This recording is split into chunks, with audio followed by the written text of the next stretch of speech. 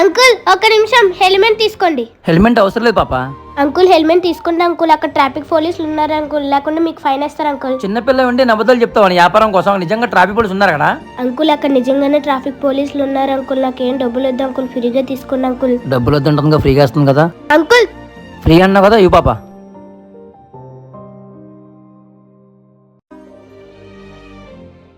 అరే పాప చెప్పింది ఇక్కడ ట్రాఫిక్ పోలీసు ఉన్నారని చెప్పి, ఇక్కడ ఎవరు లేరంటారా, ఇక్కడ ట్రాఫిక్ పోలీసులు ఎవరు లేరు, ఎందుకు అబద్ధం చెప్పింది పాప. వెళ్ళి అడుగుదాం పదరా. అంకుల్ ఏమైంది? ఓ పాప, అక్కడ ట్రాఫిక్ పోలీసులు ఎవరు లేరు కదా, ఎందుకు అబద్ధాలు చెప్పావు, ఎందుకు ఫ్రీగా ఇచ్చావు హెల్మెట్ చెప్పు నాకు.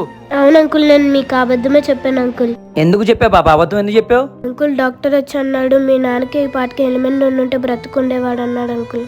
కానీ మా నాన్న హెల్మెట్ పెట్టుకోలేదు అంకుల్, అందుకే మా నాన్న యాక్సిడెంట్లో చనిపోయారు అంకుల్.